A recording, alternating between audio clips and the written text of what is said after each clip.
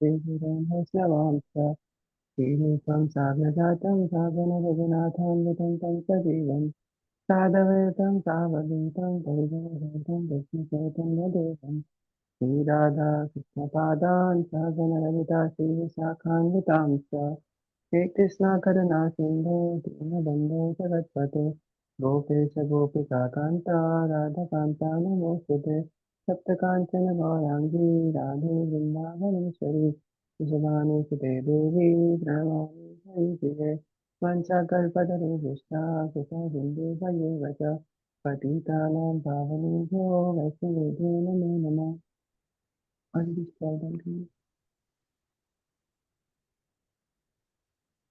श्री कृष्ण चैतन्य प्रभु नित्यानंद श्री अद्वैत गदाधर शिवासादि गौर भक्तवृंद हरे कृष्णा कृष्ण कृष्ण हरे हरे हरे राम राम राम हरे हरे नमो विष्णुपादाय श्रीमते भक्ति वेदांत स्वामी निधि नामिने नमस्ते सरस्वते देवे गौरवाणी प्रचारिणे निर्विशेष शून्यवादी पाश्चात्य देशकारिणे।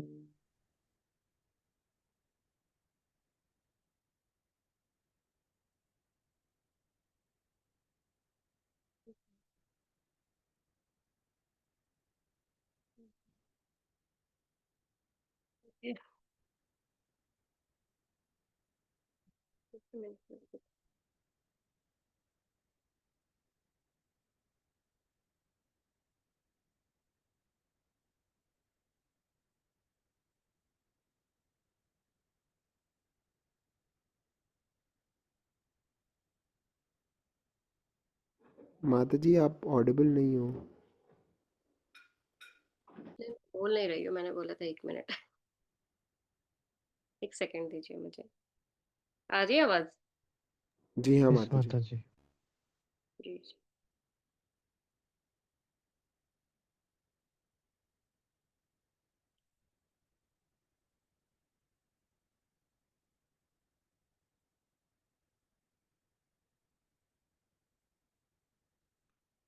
ठीक है, आज का टॉपिक है हमारा श्री राम जी की कथा के ऊपर। और साथ ही साथ हम धनतेरस के बारे में भी थोड़ा सा पढ़ेंगे, जानेंगे। सॉरी, पढ़ेंगे नहीं, जानेंगे।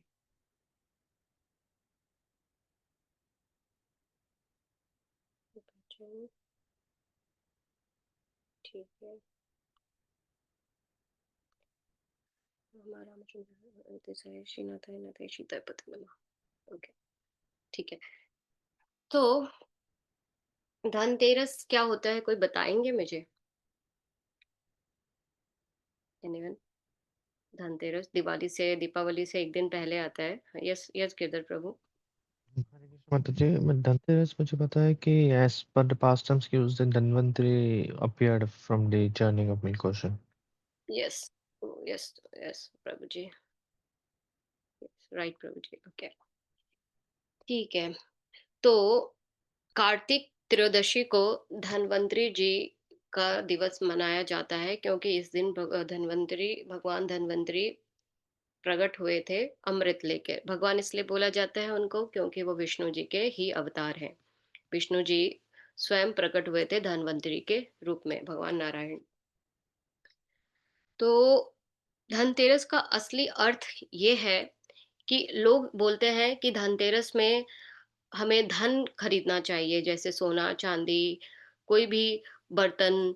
तो लोग इसी चीज को धनतेरस समझते हैं। कहते हैं कि धन, अगर सोना चांदी धन खरीदेंगे तो इस दिन लक्ष्मी जी प्रसन्न होती हैं और वो हमें और देंगी। तो इसलिए आज तक बाहर के लोग तो यही समझते हैं। लेकिन धनतेरस असली में क्या है? हमें आध्यात्मिक, जो हमारा आध्यात्मिक ज्ञान बढ़ाना ही धनतेरस में, हमें उनसे प्रार्थना करनी चाहिए, भगवान धन्वंतरी से, आध्यात्मिक ज्ञान बढ़ाने के लिए, भक्ति बढ़ाने के लिए। तो इसके पीछे एक स्टोरी है।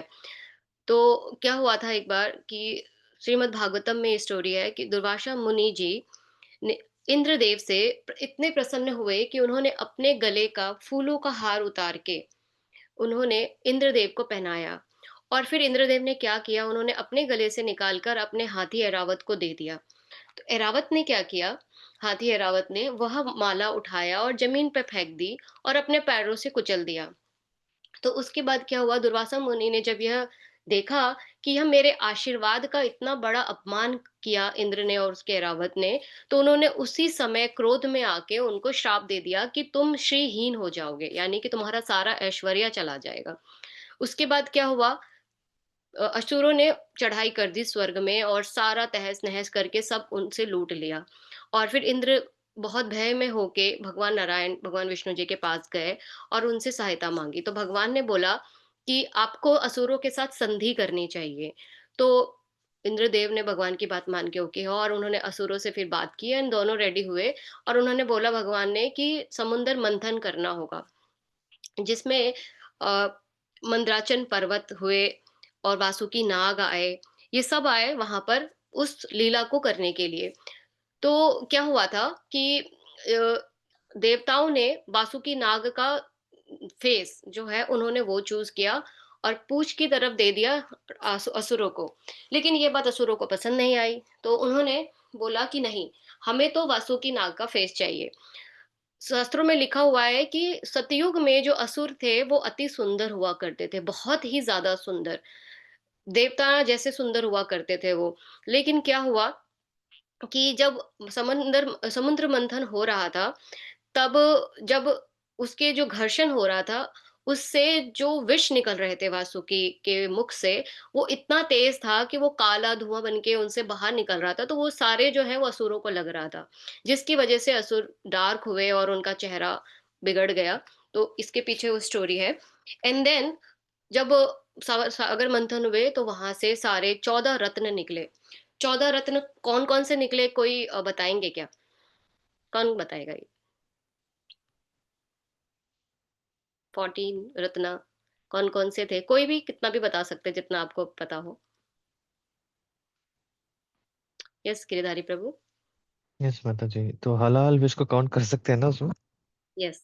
हाँ, हलाल विश, लक्ष्मी जी, उसके बाद धन्वंतरी, उसके बाद ऐरावत, उसके बाद उच्चैश्रवा एंड इसके अलावा क्या था?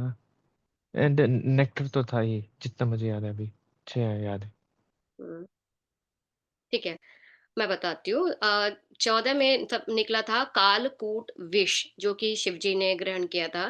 कामधेनु गाय, उच्चे श्रवा घोड़ा, ऐरावत हाथी, कौस्तुभ मणि, कल्प वृक्ष और अप्सरा रंभा, देवी लक्ष्मी, वारुणी शराब, चंद्रमा, पारिजात वृक्ष, पांचजन्य शंख और लास्ट में धन्वंतरी जी अमृत को लेके निकले, जिसके बाद मोहिनी अवतार और ये सब लीला हुई। तो इसमें ये है कि जो धन्वंतरी अवतार है भगवान का, वो भगवान के 12वें अंश अवतार हैं, भगवान नारायण के 12वें अंश अवतार हैं। श्रीमद् भागवतम में दूसरे स्कंद के 7वें अध्याय के 21वें श्लोक में बताया गया है कि जो धन्वंतरी हैं, भगवान धन्वंतरी, वो औषधि विज्ञान के आचार्य हैं। यानी भगवान स्वयं प्रकट हुए किस लिए? हमें चिकित्सा और औषधि का ज्ञान देने के लिए, वो उनके आचार्य हैं। और उसमें बताया गया है श्रीमद् भागवतम के 9वें स्कंद के 17वें अध्याय के चौथे श्लोक में कि आप धन्वंतरी को आप कैसे वर्शिप करना है, आपको कैसे पूजना है। तो वहाँ बताया गया है कि उनकी पिक्चर लीजिए, उन्हें देख के उनका ध्यान करें और जैसे आप भगवान कृष्ण का ध्यान करते हैं, उसी प्रकार उनका ध्यान करें और जैसे भगवान कृष्ण का आप दीप दान करते हैं, उस दिन उनका भी वैसे ही उनको भी दीप दिखाना है। तो ऐसे श्रीमद् भागवतम में बताया गया है।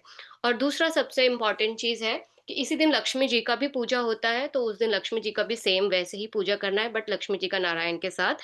और इम्पोर्टेंट है कि उस दिन आपको और क्या करना है, उस दिन ये करना है कि आपको एक दिया घर के बाहर रखना है। वो दिया होता है, डेडिकेट करता है यम जी को। यम यम के लिए वो दिया रखा जाता है। वो इसलिए रखा जाता है कि अगर आप वो दिया यमराज के लिए रखेंगे, तो इससे क्या होता है कि जो अकाल मृत्यु होती है, जो कभी भी किसी की अचानक मृत्यु हो जाती है, उसका भय चला जाता है, ठीक है? उसका जो प्रभाव होता है, वो हट जाता है। तो ऐसे बताया गया है शास्त्रों में, ठीक है? अब हमारा जो आज का मेन टॉपिक था, श्री राम कथा, यानी दीपावली क्यों मनाया जाता है? क्यों इतना स्पेशल है दीपावली? तो दीपावली जो है, इस दिन कई सारी लीलाएँ हुई, इस दिन कई सारे दिन घटित हुए। उसमें से क्या है एक कि श्री व आज ही मतलब दीपावली के दिन ही वामन भगवान बलि महाराज को मुक्त किए थे। यानी उन्होंने जो जितने भी धन संपत्ति यानी कि उन्होंने तीनों लोकों को जीत लिया था, तो भगवान ने उसको उनसे मुक्त किया था बलि महाराज को। उसी दिन पांडवों ने अपना वनवास उनका पूर्ण हुआ और वो अपने स्थान वापस आए। और दीपावली के दिन ही सबसे इम्पोर्टेंट हम वैष्णवों के लिए दामोदर लीला हुई, जो कि लास्ट क्लास में बताया था आप लोगों को। और दीपावली दिन ही भगवान रावण का वध उन्होंने दशहरे वाले दिन किया और दीपावली वाले दिन यानी उस दिन वापस अयोध्या के लिए आए वो। तो इसमें क्या है कि स्टोरी है इस तरह, कथा है कि जब भगवान राम ने रावण का वध किया, तो उसके बाद उन्होंने विभीषण जी को कहा कि सीता माँ को पूरे आदर सत्कार के साथ उनको पूर्ण आभूषण और अच्छे वस्त्र से उनको सजा के यहाँ पर लेके आइए। तो उन्होंने विभीषण जी ने वैसे ही उनकी आज्ञा का पालन किया और सीता माता को उन्होंने एक सेकंड में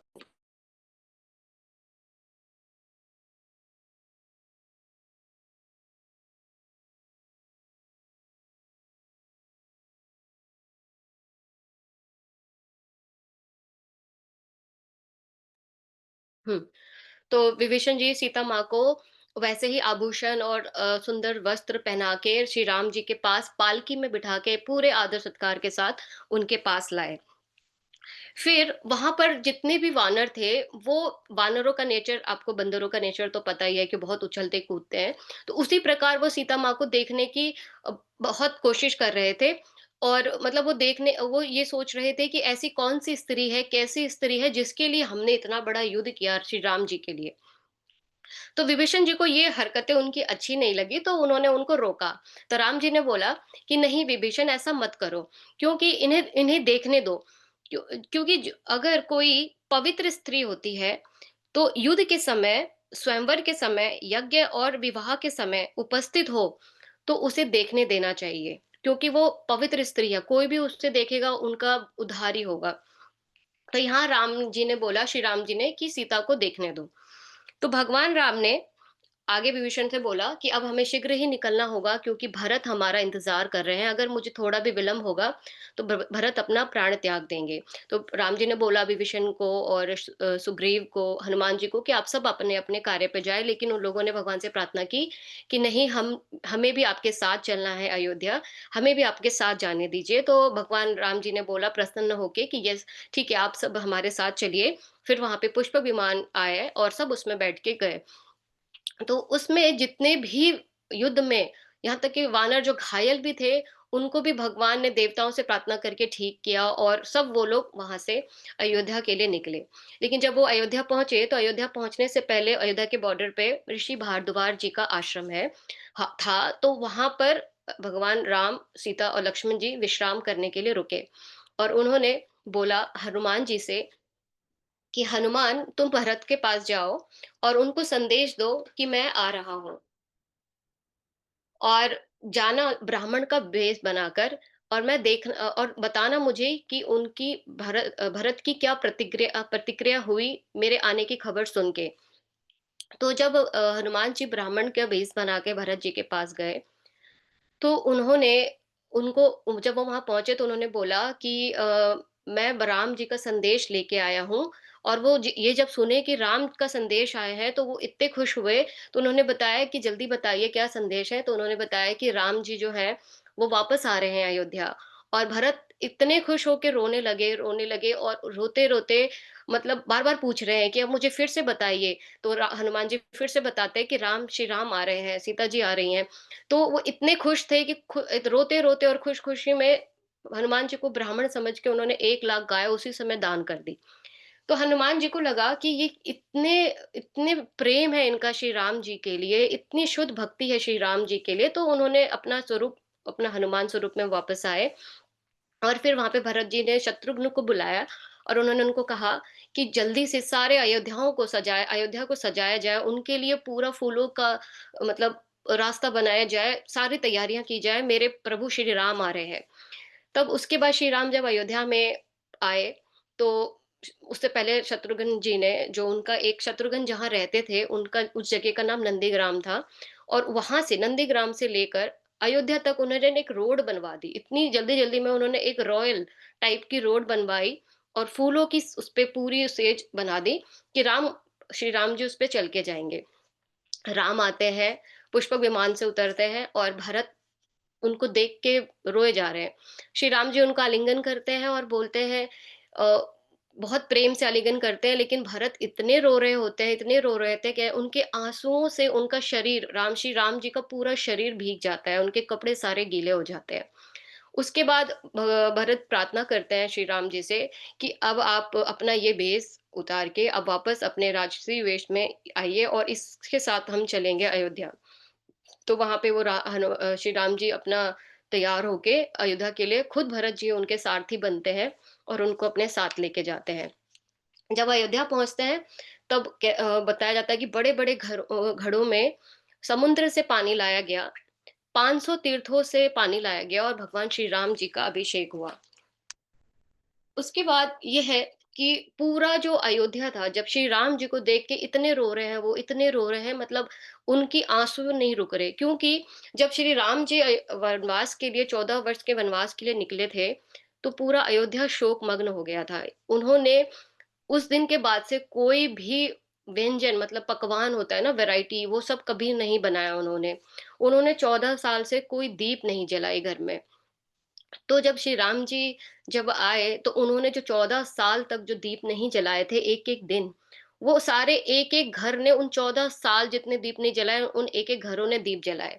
तो इसलिए अयोध्या इतना जगमग हो गया था और इसलिए इस दिन को दीपावली बोला जाता है कि उस दिन दीपों का इतना बड़ा उत्सव मनाया गया था और एक-एक घर ने 14 साल में 365 डेज़ इंटू 14 जितना भी आप कर लीजिए, इतनी दीप एक-एक घरों ने जलाई थी श्री राम जी के स्वागत में। तो इसलिए दीपों का उत्सव मनाया जाता है, ठीक है? तो जब राम जी अयोध्या आए, तो सबसे पहले वो कैकेयी के पास भाग के उनके पास गए और अपनी माता कौशल्या तक के पास भी नहीं गए, सुमित्रा जी के भी पास नहीं गए, जबकि उन्होंने अपने बेटा लक्ष्मण जी उनको दे दिया था।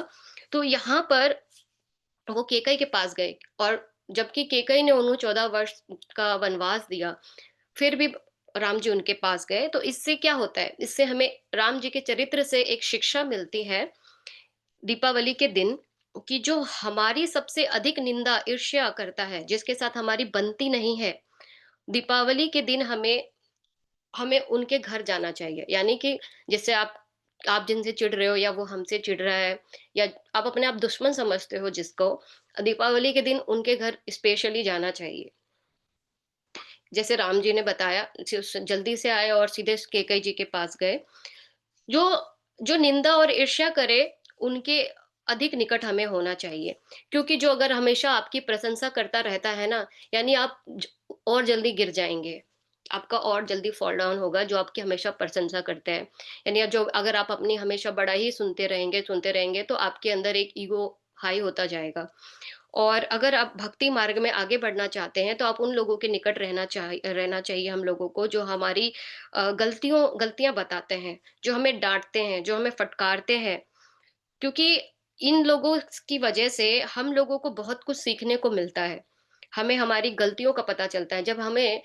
इन गलतियों का जब हमें पता चलेगा तभी तो हम उनमें इम्प्रूवमेंट कर पाएँगे, जब हम ही उनको ठीक कर पाएँगे। इसलिए हमें इन इन सब लोगों के निकट रहना चाहिए जो हमारी गलतियाँ बताते हैं, जो हमें डाँटते हैं हमारी गलतियों पे। तो उसके बाद राम जी ने जब राम जी कैकेयी के पास पहुँचे, तो राम जी ने कैकेयी को प्रणाम किया और उनको धन्यवाद किया। तो यहाँ पर एक कथा है कि जब रामचंद्र जी का ना वनवास जाने का इच्छा हुई और वन में जाने के लिए वो साधु संग करना चाहते थे, उनसे उ उन उनके दर्शन करना चाहते थे। तब उन्होंने कैकेयी माँ के पास गए और उन्होंने कैकेयी माँ से बोला कि मुझे आपसे कुछ माँगना है। तो कैकेयी माँ ने बोला कि पुत्र जो भी माँगना हो माँग, मैं तो अपना प्राण भी दे दूँगी। तो उन्होंने बोला कि माता आप ही वो मुझे दे सकती हैं, कौशल्या माँ और सुमित्रा माँ भी नहीं दे सकती हैं। तो कैकेयी माँ बोलती हैं तो ठीक है, तुम माँगो। तो वो बोलते हैं कि मुझे 14 वर्ष का वनवास चाहिए। केकई माँ को तो ऐसा लगा कि जैसे उनके अंदर कुछ कलेजे से बाहर आ गया हो, इस तरह का कैसे राम मांग सकते हैं। लेकिन उन्होंने राम की इच्छा पूरी करने के लिए बोला कि हाँ, मैं करूँगी, जबकि राम जी ने ये भी बोला कि आपको इसकी वज़ह से बहुत ज़्यादा प्रताड़ना मिलेगी, लोग आपको भला-बुरा बोलेंगे। तो केकई माँ ने बोला कि मैं वो भी सहने को तैयार हूँ, बस तुम्हें जो चाहिए मैं वो करने को तैयार हूँ तुम्हारे खुशी के लिए। केकई माँ ने उनके लिए किया। तो फिर राम जी इसलिए सबसे पहले जब अयोध्या पहुँचे तो केकई जी के कनक भवन में सबसे पहले उनसे मिलने गए। तो केकई बहुत अफ़सोस में थी और उन्होंने क्षमा भी माँगा राम जी से और राम जी ने बोला कि माँ, ये तो आपकी दया और कृपा थी क्योंकि आप ही की वज़ह से मैं 14 वर्ष वनवास में रहा और मैंने वहाँ ऋषि मुनियों के दर्शन किए, असुरों का वध किया क्योंकि उस समय असुरों का भार इतना बढ़ गया था, उनका आतंक इतना बढ़ गया था कि राम जी को इसलिए ये वर माँगना पड़ा ताकि वो जंगलों में जाके उन सबको वध कर सके और अ, असुरों का भार कम कर सकें। तो हमें सदैव किसी वस्तु इसलिए यहाँ पे ये बता रहे हैं श्री राम जी के से कि जिस तरह से केकई जी के उनसे उन्होंने हर चीज़ इतना पॉज़िटिव लेते हैं राम जी, तो हमें हमेशा सही किसी हर वस्तु को पॉज़िटिव वे में देखने की का प्रयास करना चाहिए। हमें हर अच्छे गुणों को देखना चाहिए। जैसे कि मान लीजिए कि कोई 4 माला करता है, तो हम तुरंत उनको बोल पड़ते हैं कि आप 4 ही माला करते हो, आप ज़्यादा क्यों नहीं करते? तो हमें ये पहले सोचना चाहिए कि कम से कम वो 4 माला भी तो कर रहा है। दूसरा ये कि अगर कोई मांस खा रहा है, पर वो मंदिर आ रहा है, वो कोशिश कोशिश कर रहा है सब कुछ करने की, सेवा भी कर रहा है, लेकिन वो मांस खा रहा है। पर हमें ये सोचना चाहिए कि वो कम से कम वो उस सेवा करने की कोशिश कर रहा है, मंदिर आने की कोशिश तो कर रहा है। भले ही वो मांस खा रहा है, वो धीरे-धीरे छूट जाएगा, हमें उसको पहले ही उतना नहीं कह देना चाहिए कि अरे तुम मांस खा रहे हो, मंदिर क्यों आते हो? ऐसे-ऐसे नहीं, तो हमें उसको पॉजिटिव वे में देखना चाहिए। चाहे कितना भी साधु संगति करें, अगर हम चाहे कितना ही साधु संगति करें, अगर हमने उनके गुणों को नहीं अपनाया, हमने उनके गुणों से कुछ सीखा नहीं और हमने तो हम अपने अपने साथ हम सिर्फ दोष ही लेके आएँगे। साधु संगति का सबसे इम्पोर्टेंट होता है कि अगर हम उनसे मिल रहे हैं तो उनके गुणों को हम अपने अंदर लाएँ। अगर हम जितना उनके गुणों को अपने अंदर लाएँगे, उतने ही जल्दी हम प्योर होंगे, ठीक है? तो बुद्धिमान, अगर हम उनके गुणों को अपने लाएँगे तो सबसे पहले कि हम हैं कि बुद्धिमान बनेंगे, तभी हम पूर्ण बनेंगे। ठीक है? उसके बाद ये है कि चैतन्य चरितामृत में भगवान चैतन्य महाप्रभु बोलते हैं कि शुद्ध भक्ति क्या है? तो आप में से बताएँगे कि शुद्ध भक्ति क्या है? एनीवन? हरे कृष्णा। शुद्ध भक्ति क्या है?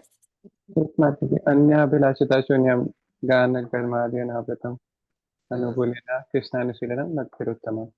हुँ। जो इसको मिश्रित नहीं होती, जो बेसिकली ज्ञान मिश्रित और कर्म मिश्रित नहीं होती, वो शुद्ध भक्ति होती है। हुँ, जी। चैतन्य महाप्रभु ने चैतन्य चरितामृत में बहुत सिंपल वे में बताया है कि अगर कोई व्यक्ति कृष्ण को पाना चाहता है, कृष्ण की प्रेम भक्ति चाहता है, तो उसे कृष्ण को अपना पति, प्रेमी, बेटा, पिता, भाई, सखा मान के उनकी उनकी भक्ति करेगा, तो वो शुद्ध भक्त होता है। ठीक है? यानी कि अगर आपको भगवान की प्रेमा भक्ति चाहिए, तो उनके साथ आपको अपना एक संबंध जोड़ना पड़ेगा। बिना संबंध जोड़े आप भगवान को नहीं पा सकते हैं। ठीक है? यानी कि अगर आप भगवान को सखा रूप में मान के, दोस्त के भाव से ही आप उनके हमेशा उनको उस वे में याद करेंगे। जैसे मीराबाई ने उन्हें अपना पति मानकर उनको अपना जीवन दे दिया था और भगवान मिले उनको। भगवान अ, तुलसीदास जी उन्हें वो अपना भक्त के रूप में भगवान मालिक और दास के रूप में उन्होंने उनकी सेवा की, उनको राम जी मिले, हनुमान जी ने भी दास भाव में, यानी आप जिस भाव में आप भगवान को 24 आवर्स यानी 100% सरेंडर भाव से उनकी भक्ति करेंगे, एक संबंध स्थापित करके, तो भगवान की प्रेमा भक्ति मिलेगी और स्वयं भगवान भी मिलेंगे। ऐसा चैतन्य चरितामृत में चैतन्य महाप्रभु बोलते हैं। तो पूरी दुनिया भाव यहाँ पे चैतन्य चरितामृत में चैतन्य महाप्रभु ये भी बोल रहे हैं कि जो पूरी दुनिया है ना, वो भाव से भाव या भाव से पूजा नहीं करती मेरी, या भाव से मंदिर नहीं जाती, भक्त को छोड़ के, जो पूरी दुनिया है, वो मेरी भय भक्ति करता है। भय भक्ति मीन्स कि, यानी कि मान लीजिए कि कोई इंसान जा रहा है कहीं पे और एक सड़क पे मंदिर है, तो वो वहाँ मत्था टेकने इसलिए जाता है कि वो सोचता है कि यहाँ मंदिर है तो आगे शाम कोई एक्सीडेंट ना हो जाए, तो हमें यहाँ प्रणाम करके उनको निकल लेना है। या फिर इंसान तभी जाता है जब उसके लाइफ में कोई प्रॉब्लम चल रही हो, तो वो भगवान के वहाँ पे जाता है माँगने के लिए, या उसको कुछ चाहिए होता है तभी जाता है। तो यही भगवान समझाने की कोशिश कर रहे हैं चैतन्य महाप्रभु, कि लोग मेरी भय भक्ति करते हैं लेकिन मेरी शुद्ध भक्ति कोई नहीं करता। यानी कि भगवान यहाँ पे बताने की कोशिश कर रहे हैं शुद्ध भक्ति को। क्योंकि भगवान इसलिए चैतन्य चरितमृत में एक्सप्लेन करना पड़ रहा है, क्योंकि आज का समय इतना ज़्यादा मिलावटी हो गया है, कलयुग हो गया है, कि इसमें भगवान को एक्सप्लेन करना पड़ रहा है कि शुद्ध भक्ति क्या होता है, क्योंकि पहले के ज़माने में ऐसा शुद्ध भक्ति नाम का कोई वर्ड नहीं था। सब कुछ ही शुद्ध था।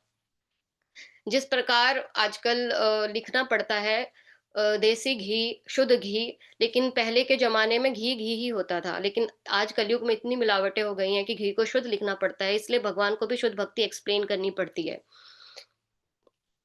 तो महाप्रभु इसमें इसलिए बताया गया है कि जो वैष्णव जगत में, और यस, और दूसरा ये है कि यहाँ पर इस वजह से ही दीपावली और राम जी का ये मनाया जाता है, और शुद्ध भक्ति, भगवान ने शुद्ध भक्ति को इतने अच्छे से एक्सप्लेन किया चैतन्य महाप्रभु ने। दूसरा ये कि दीपावली के दिन बहुत वैष्णवों के लिए सबसे बड़ा दिन होता है, इसलिए क्योंकि इस दिन दामोदर लीला हुई थी, और भगवान ने दामोदर लीला इसलिए की कि भगवान चाहते थे खुद को, अपने आप को एक बार बंधवा के देखना। क्योंकि भगवान पूरे सृष्टि को बांधे हुए हैं अपने माया के द्वारा। माया देवी को उन्होंने बोला हुआ है कि पूरी दुनिया को अपने उस बंधन में, माया देवी ने अपने बंधन में बांधा हुआ है। तो भगवान चाहते थे कि मैं भी चाहता हूँ कि एक बंधन में बंध के देखते हैं कि कैसा लगता है। तो भगवान ने यह दामोदर लीला करी। श्रीमद् भागवतम में 10वें स्कंद के 9वें अध्याय में इसके बारे में डिटेल में दामोदर लीला के बारे में वर्णन है। तो भगवान कृष्ण ने यशोदा मैया का परिश्रम देखा था दामोदर लीला में, कि जब यशोदा मैया भगवान के पीछे भागती हैं। लास्ट क्लास में हमने शॉर्ट में दामोदर लीला का करा था, लेकिन आज इसमें क्या है कि जब यशोदा मैया भगवान कृष्ण, बाल कृष्ण, छोटे कृष्ण के पीछे जब भागते हैं, जब इतना भागती है, वो इतना भागती है कि उनको कुछ भी होश नहीं रहता कि उनके बाल खुल रहे हैं, उनकी साड़ी के पल्लू इधर गिर रहे हैं। जब वो भगवान कृष्ण को जब वो बांधती हैं, तो उनके जो बालों में फूल होते हैं, वो गिर के भगवान के चरणों में गिरते हैं, और वहाँ ऐसे दर्शाता है कि वो उन फूलों से भगवान का अभिषेक कर रही हैं, पुष्प उनको अर्पण कर रही हैं।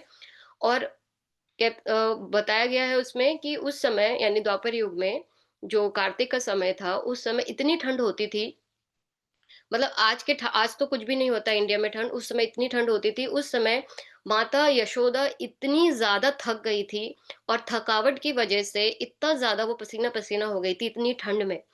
और जब वो इतनी पसीने हो गई थी और इतनी थक गई थी, तो भगवान जब उनकी तरफ देखते हैं, तो उनको अपनी माता का यह स्वरूप देख के उनको बहुत मतलब दया आती है, एंड वो फिर अपने आप को माता यशोदा से अपने आप को बाँधने के लिए दे देते हैं, और माता यशोदा से वो बंध जाते हैं। तो यहाँ पर ये बोला जाता है कि भगवान ने माता यशोदा का परिश्रम देखा, और उनके परिश्रम की वजह से वो माता से बंध गए। यानी कि अगर हमको भगवान को पाना है तो परिश्रम हमें करना पड़ेगा, छोटा-मोटा परिश्रम नहीं, बहुत परिश्रम। यहाँ की यशोदा मैया तो स्वयं भगवान की माता थी, जब उनको भगवान को बाँधने के लिए इतना परिश्रम करना पड़ा, इतना कि उन्होंने पूरे गाँव के सारी रस्सियाँ तक यहाँ वहाँ पर उनको बाँधने के लिए लगा दिया। तो उस परिश्रम का तो कोई मतलब आप गिनती ही नहीं कर सकते कि कितना ज़्यादा परिश्रम था।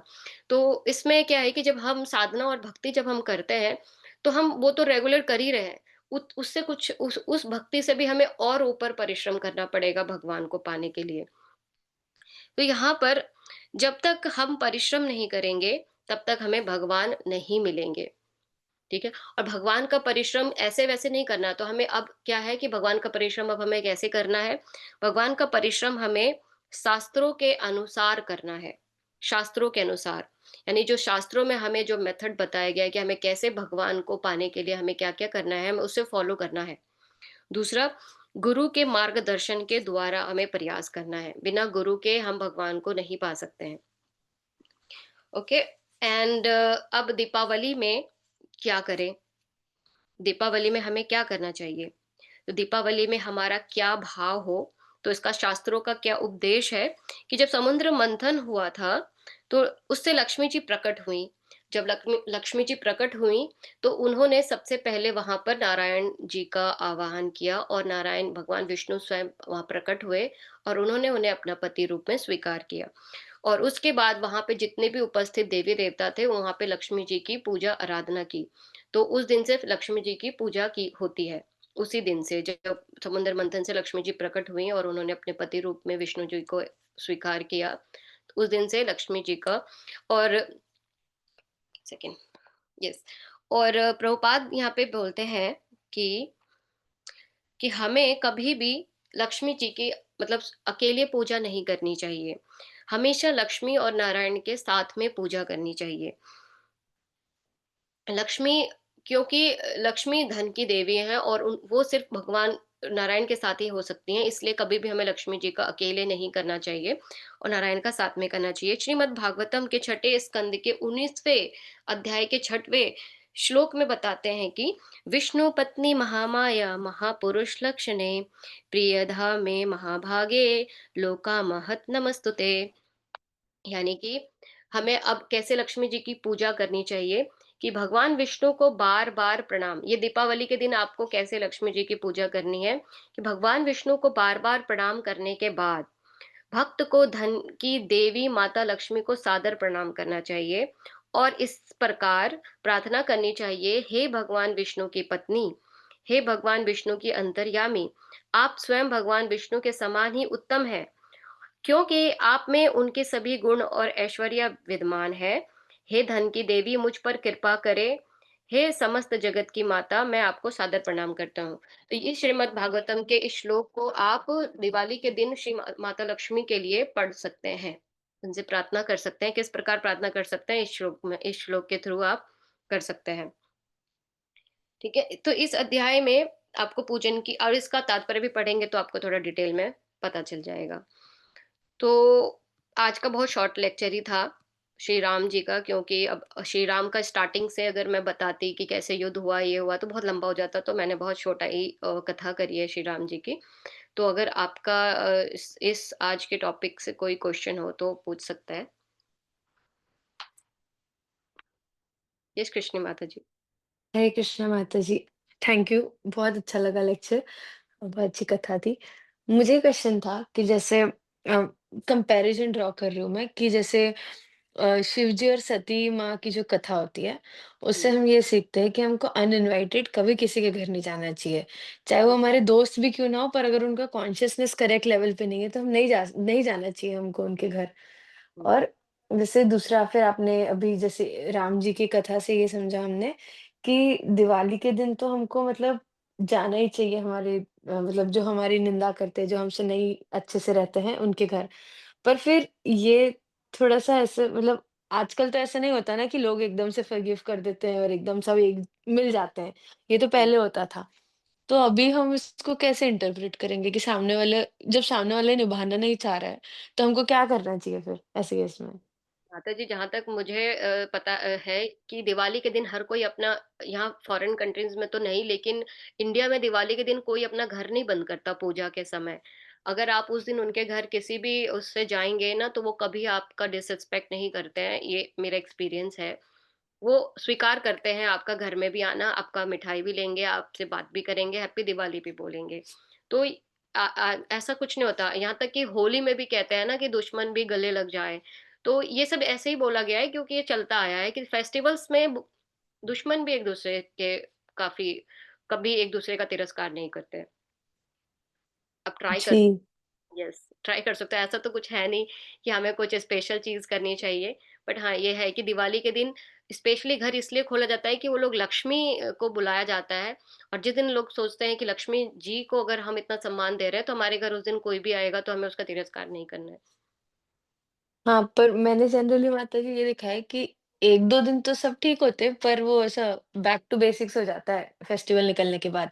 सब उसी थॉट में वापस से स्पाइरल होते हैं, सब सब कुछ वैसे ही हो जाता है जैसे होना चाहिए, नहीं होना चाहिए सॉरी। जैसे दिवाली के दिन तो आप अच्छे से मिल लिए, पर उसके बाद बस हो गया, एक ही दिन का था वो तो। हुँ, तो क्योंकि माता छोटे-मोटे मनमुटाव होते हैं तो खत्म हो जाएगा दिवाली के दिन से। लेकिन हाँ, अगर कोई बड़ी बात है तो शायद नहीं जाते हैं लोग। लेकिन मुझे मेरे पड़ोस का तो याद है कि छोटी-मोटी ऐसे ही मनमुटाव थे दिवाली के दिन खत्म। आप जाओ उनके घर प्यार से उनको मिठाई दो या वो हमारे घर आते हैं। हमारे वहाँ पे अगर 4-5 घर पड़ोसियों के थे तो सब लोग दिवाली के दिन एक-दूसरे के घर पे जाके पूजा जो होती थी उनके प्रसाद बाँटने जाते थे। इससे ये होता था कि अगर आप बातचीत नहीं है, दिवाली के दिन स्पेशली सबकी बात होती है। तो वो बहुत अच्छा है। कोशिश कर हुँ, सकते हैं भले ही वो ना करे, हम तो सामने से जाके करें और हमारा भाव ये होना चाहिए कि ठीक है, सामने वाला भले ही नहीं एक्सेप्ट करे, हमने तो ट्राई किया। हुँ, ओके। यस, यस पर मानव। अल्टीमेटली ये सब फिर फ्रूटलेस है ना, कि अगर सामने वाला चेंज होना ही नहीं चाहता है तो। वैसे तो हम वैष्णवों को वैष्णवों से ही ज़्यादा मतलब रखना चाहिए, हमें थोड़ा इस तरह के लोगों से ज़्यादा नहीं मेल-जोल रखना चाहिए, क्योंकि इससे तो प्रॉब्लम ही क्रिएट होती है। पर हमें ठीक है, जितना है हमने उनको दिया, अगर उन्होंने नहीं स्वीकारा कोई बात नहीं, हमने अपनी तरफ से तो ट्राई किया। यस, ओके, थैंक यू माता जी। ये होता है कि अगर हम उनसे अच्छा बर्ताव करेंगे, तो उनके दिमाग में हो जाएगा कि उन्होंने तो शुरुआत की ना, फिर उनको भी गिल्ट फ़ील होगा धीरे-धीरे, है ना? यस, ओके, वो जी, गिल्ट होता है वो गिल्ट है वो 1 नहीं, 2 दिन नहीं, 1 हफ्ते नहीं, 1 महीने नहीं, फिर वो वापस ठीक होके आ जाता है। जी, यस, थैंक यू माता जी। मानव यस प्रभु जी। हरे कृष्णा माता जी, thank you very much for the wonderful class. माता जी, मेरा क्वेश्चन ये है कि जब भी दिवाली हम सेलिब्रेट करते हैं, जो पूजा होती है उसमें हमेशा लक्ष्मी माता, गणपति बाप्पा और सरस्वती माता की फोटो होती है साथ में। ऐसा क्यों? उसके पीछे क्या रीजन है? लक्ष्मी जी धन की देवी अभी तो मैंने बताया कि दिवाली के मतलब इसी दिन लक्ष्मी जी का भी हाँ, प्राकट लक्ष्मी माता जी का क्लियर है, बट हाँ, बाकी दो। गणेश जी को भी धन के देवता बोले जाते हैं। यस प्रभु। एक सेकंड। गणेश जी को इसलिए यूज़ होता है क्योंकि हमने मंगल आरती में डिस्कस किया था कि वो होते हैं इंटेलिजेंस का रूप। अगर आपने लक्ष्मी को विदाउट इंटेलिजेंस यूज़ किया तो आपको बैकफायर होगा हमेशा से। तो आप जो लक्ष्मी मतलब की जो भी राशि है, धन आप सही तरीके से इस्तेमाल करें। इसीलिए गणपति बप्पा का पहले होता है बिकॉज़ ही रिप्रेजेंट्स इंटेलिजेंस। तो इंटेलिजेंटली यूज़ करो। और दूसरा ये भी होता है कि अगर आपने लक्ष्मी जी का पूजा विदाउट कृष्ण या विदाउट विष्णु किया, तो वो ज़हर में बदल जाएगा। इसलिए सबसे पहले ज़हर निकला और बाद में लक्ष्मी देवी आईं। यस, थैंक यू प्रभु जी। और सरस्वती माता का क्या बोला आपने? सरस्वती माता जी का तो यहाँ पे नहीं है ना प्रभु दीपावली के दिन। हमारे, if I am not wrong, हमारे वहाँ पे जो फोटो ऐसे लगाते हैं उसमें सरस्वती माता भी होती है। उसका नहीं पता लेकिन दीपावली के दिन गणेश और लक्ष्मी जी का लोग पूजते हैं उस दिन। पर ओके, ओके, सरस्वती जी का तो ठीक। नहीं है, क्योंकि 2 ही अगर जाते हैं आपको तो सिर्फ़ 2 ही डिटी मिलती है ना वहाँ पे लक्ष्मी जी और गणेश जी की। अच्छा। ओके माता जी, thank you very much. Thank you प्रभु जी। वेदस प्रभु। हरे कृष्णा माता जी, thank you for the class. माता जी, इसी सवाल पे मैंने अभी कुछ दिन पहले सुना कि जिस टेम्पल में सिर्फ इंडिया में जो टेम्पल्स होते हैं जिसमें अगर लक्ष्मी माँ और सरस्वती माँ है और बीच में दुर्गा माँ है, तो वो temples actually they don't represent goddess from spiritual world, but it's material learning और मटेरियल वेल्थ। तो ये सच्चाई है कि ये मतलब ऐसा कुछ नहीं है? कौन से टेम्पल्स हैं प्रभु जी? सॉरी। ये कौन से टेम्पल की बात कर रहे हो आप? तो मैंने सुना कि अगर कोई ऐसे इंडिया में ऐसे रैंडम मंदिर होते हैं जिसमें अगर सेंटर में माँ दुर्गा को रखते हैं, लेफ्ट में माँ लक्ष्मी और राइट में माँ सरस्वती, तो that temple is material energy, basically it represents material education and material wealth. तो क्या? यस प्रभु जी, दैट इज़ ट्रू एक्चुअली। वो जी। एनालॉजी होता है कि आपको धन, सुख, संपत्ति, घर आवे, जो बोलते हैं ना कष्ट मिटे तन का, तो वो हम्म, उस लेवल पे जाके उनकी वो उपासना करते हैं एक्चुअली, भक्ति नहीं होती, उपासना होती है उनकी। जी प्रभु। जैसे त्रिदेव होते हैं तो उनको भी त्रिदेव बोला जाता है, तो इसी प्रकार उनको वहाँ पे पूजा जाता है। यस, जी प्रभु। माया देवी का ही स्वरूप बोला जाता है, तो वहाँ माया की हुँ, हुँ। पूजा। Yes, anything else? ओके, आप में से अगर कुछ शेयर करना चाहे, ना कोई एक्सपीरियंस और कुछ।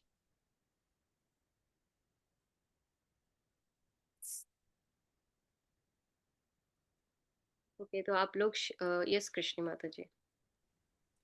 सॉरी, मेरा क्वेश्चन मतलब ऐसा एक्सपीरियंस नहीं है, ऐसे जनरल एक क्वेश्चन है कि दिवाली के टाइम पे जो हम पटाखे जलाते हैं, सब करते हैं, मतलब रि ये किधर से स्टार्ट हुआ होगा मतलब? क्योंकि आई डोंट नो ये शास्त्र में है कि नहीं, लाइक मुझे नहीं पता। तो है और नहीं है तो फिर ये मतलब किधर से आया है ये?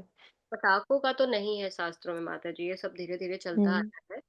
हुँ, आज के समय में इसका बड़ा ही विरोध हो रहा है, पर आई थिंक शास्त्रों में नहीं है इसके बारे में। ओके, थैंक यू माता जी। और कुछ? यस चैतन्य प्रभु।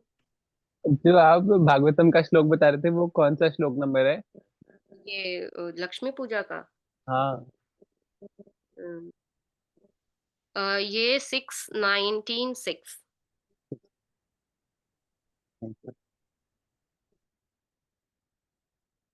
नोट कर लिया। यस, पटाखे इसलिए भी शायद फोड़ा जाता है कि लोग जश्न मनाते हैं कि बुराई पर अच्छाई की जीत हुई है, इसलिए इसलिए दशहरा भी मनाया जाता है इसी बात पे कि रावण का उसका पुतला जलाया जाता है, उसमें आतिशबाजी करके। तो बुराई पर अच्छाई की जीत के लिए पटाखे वगैरह शायद फोड़े जाते हैं, अपनी खुशी के लिए। ये सुमन माता जी।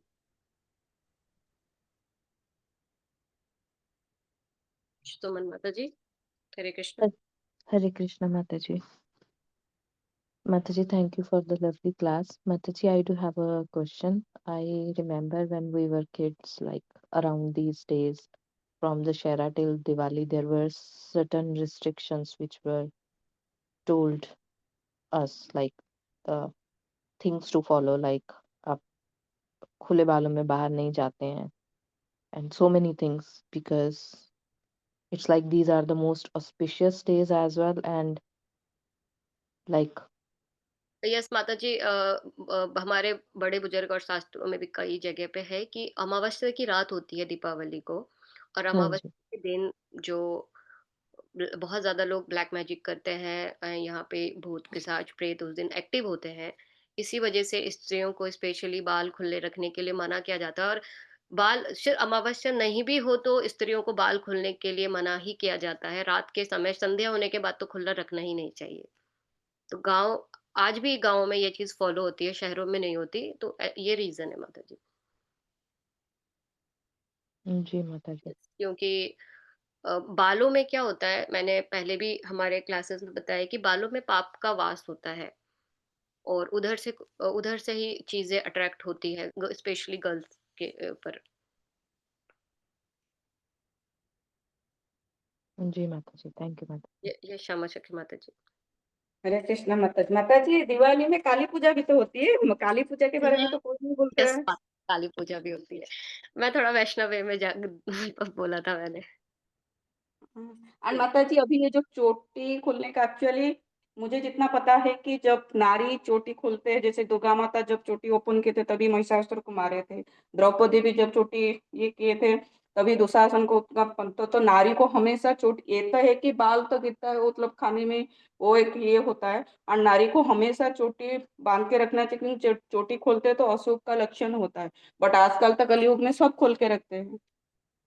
यस, पहले के टाइम में यानी द्वापर युग, उन युगों में बाल वही लोग खुले रखते थे जो विडो होती थी, या फिर जो कि प्रोस्टिट्यूट होती थी, बाल वही लोग खुले रखते थे।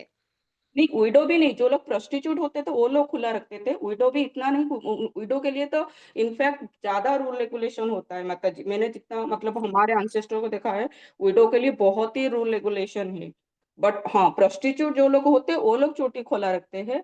मतलब नारी के लिए चोटी खोला रखना एक अशुभ मतलब बैड ओमेन है, बट कलयुग में जैसे मालिका में भी लिखा है कि कलयुग में ये सब हो रहा है क्योंकि सब रिवर्स डायरेक्शन में जा रहे हैं। जो नारी का लक्षण है सब तो आजकल चोटी खोला रख रहे हैं ना स्टाइल की वजह से। तो हम्म। ये रिकमेंडेड नहीं है, it's not recommended by scriptures, तो बट यस, एक्चुअली बालों को हमें इसलिए भी बांध के रखना चाहिए, स्पेशली जब हम कोई पूजा पाठ का चीजें कर रहे हैं, कुकिंग कर रहे हैं, तो हमें बालों को इसलिए भी बांधना चाहिए। जैसे मैंने बताया कि बाल हमारे होते तो सुंदर है, लेकिन उसमें अशुद्धि होती है, पापों का वास हमारा हमारा हम जितने भी करते हैं होते हैं। यानी अगर आपके पूजा के सामान में आपके बाल गिर गए, आप कुकिंग कर रहे हैं, आपके बाल गिर गए, तो वो सारा चीज अशुद्ध हो जाता है। भगवान की चीजों में उसको दोबारा यूज नहीं कर सकते। यानी आपने पूरा पकवान बना लिया और आपके उस पकवान में एक बाल गिर गया, वो भगवान को ऑफर नहीं होगा। ये बहुत ध्यान रखिए कि वो भगवान को फिर ऑफर नहीं होगा। वो पूरा भोग अशुद्ध हो गया है, आपको दोबारा फिर नया बनाना पड़ेगा। इसलिए स्पेशली माता जी बाल हमेशा कवर करके ही भगवान की सेवा करें। इसलिए बोला जाता है कि आप अपना अच्छे से बालों को बांधे, ऊपर से अपना दुपट जो भी साड़ी का पल्लू या दुपट्टे से सर ढक के ही करते हैं। तो बालों का बहुत सारा है मतलब शास्त्रों के हिसाब से। प्रभु जी इसके लिए भी है, भले ही प्रभु जी के बाल छोटे होते हैं, वो दिखते नहीं अगर गिर जाएं, लेकिन उनको भी बहुत ध्यान देना चाहिए कुकिंग के टाइम। इसलिए इसलिए आप देखेंगे इस्कॉन किचन में वो लोग हेयर पे हमेशा पहन के बनाते हैं। ठीक है, इम्पोर्टेंट चीज है ये। डीटी वर्शिप जो करते हैं, जो भगवान की सेवा छोटी मोटी भी सेवा सेवा करते हैं, बाल नहीं गिरने चाहिए किसी चीज में। मेरा एक बार मैंने इतनी अच्छी ग्रेवी बनाई और एक बाल गिर गया, मुझे वो पूरी ग्रेवी फेंकनी पड़ी, तो दोबारा बनाना पड़ा। तो ये बहुत ध्यान देना है।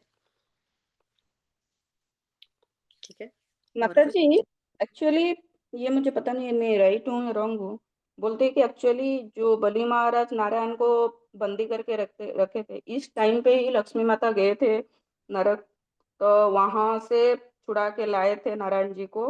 एंड तभी जितना भी दिया सब हम ऑफर करते हैं ना, वो हम्म, एक्चुअली जाता है बलि महाराज को।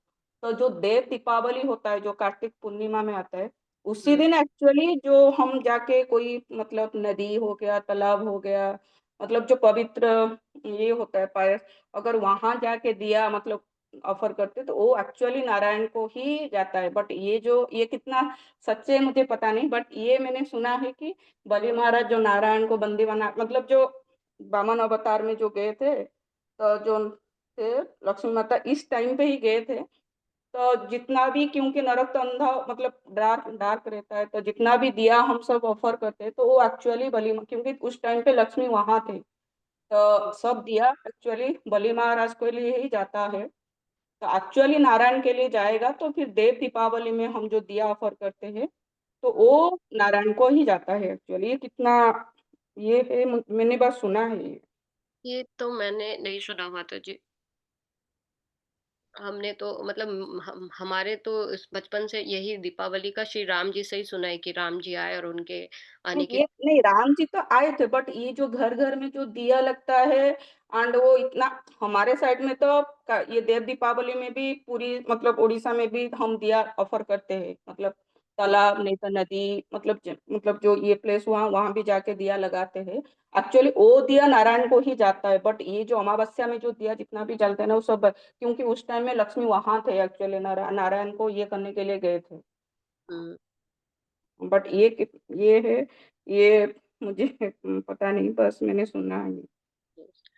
हाँ, और दीपावली में आप लोगों को मतलब हम लोगों को सबको, चाहे प्रभु जी से माता जी से, अपने घर को बहुत अच्छे से इसलिए साफ किया जाता है। बोलते हैं कि दीपावली में राम जी आ रहे हैं, घर की सफाई इसलिए होती है क्योंकि अयोध्या में भी यही चीज हुआ था। राम जी के आने की खुशी में पूरी अयोध्या सफाई हुई, सारे गंदगी बाहर निकाली गई। और क्योंकि राम जी के साथ स्वयं श्री आ रही हैं, इसीलिए कहते हैं कि दीपावली के दिन अगर आप अपना घर साफ सुथरा रखेंगे और घर के आगे रंगोली बनाई जाती है, दिया जलाया जाता है, तो राम जी के साथ जैसे श्री जी आई वैसे ही वो हमारे घर में भी प्रवेश करेंगे, तो इसलिए ये सब चीजें होता है। तो भले ही आज कलयुग का तो नहीं पता, लेकिन अगर आप इसको फॉलो करेंगे तो शायद कुछ तो हमारी प्योरिटी होगी। घर को साफ करना तो बहुत इंपॉर्टेंट है। यस। हम्म। और कोई क्वेश्चन?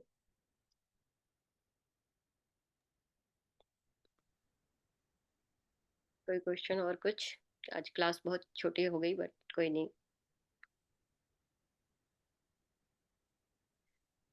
हरे कृष्ण। मैं तो इनमें बहुत सारे डिवोटीज को बिल्कुल जानती भी नहीं हूँ।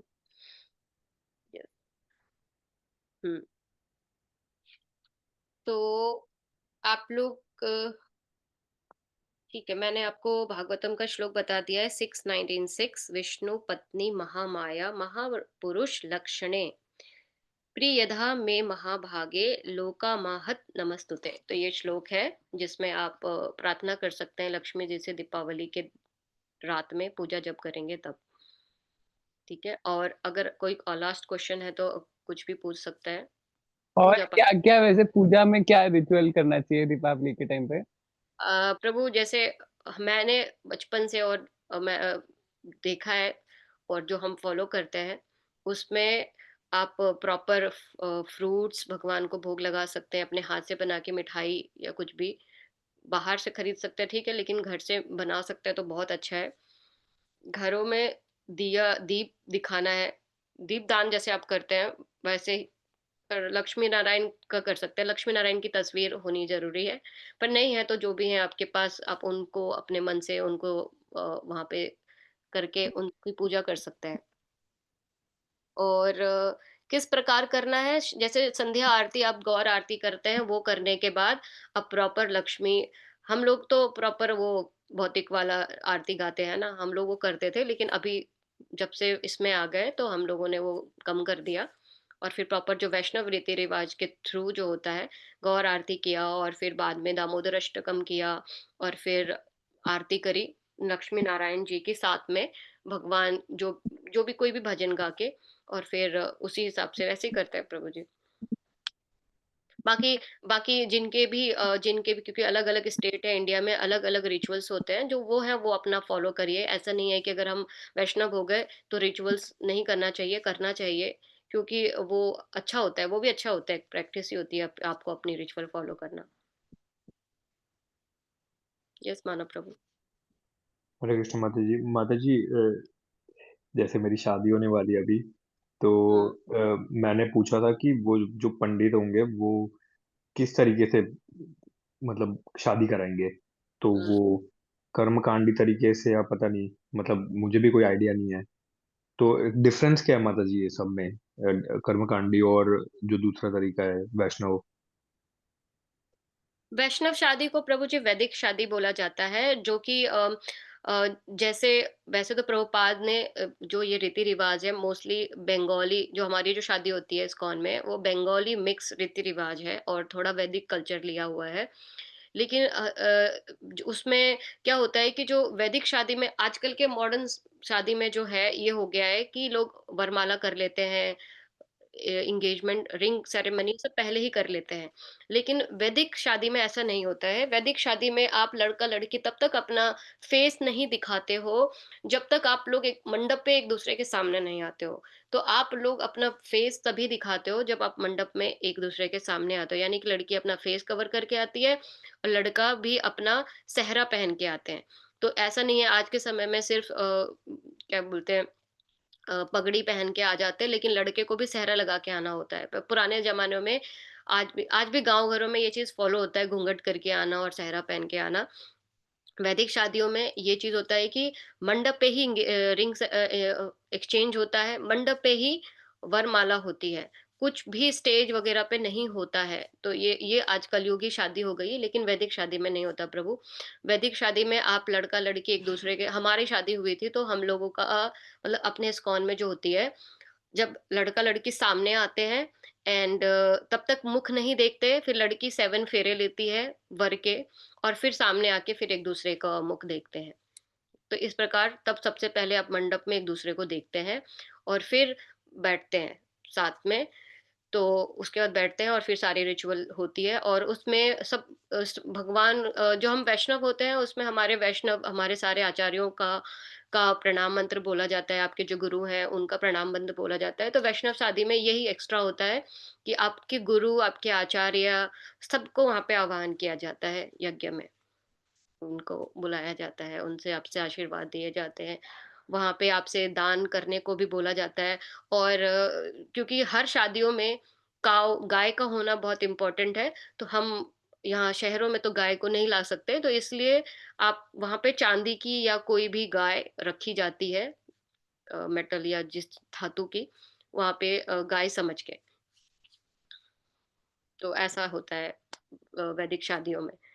कर्मकांडी शादियों में ये सब नहीं फॉलो होते हैं, उसमें जस्ट रिचुअल होती है, जो आपके जो भी आपके स्टेट वाइज, जो आपका कल्चर वाइज होता है, उस तरह से शादी होती है बस।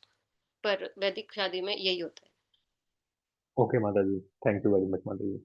और वैदिक शादियों में ये भी होता है कि जब वाइफ को 7 घर, आई थिंक वैदिक शादी में भी होते हैं और शायद नॉर्थ इंडिया में भी बहुत जगह होती है, कि पति उसको 7 घर पार करवाते हैं वाइफ को, यानी कुछ तो इस तरह का होता है, और वहां पे उस पे सारे वचनों को बताया जाता है।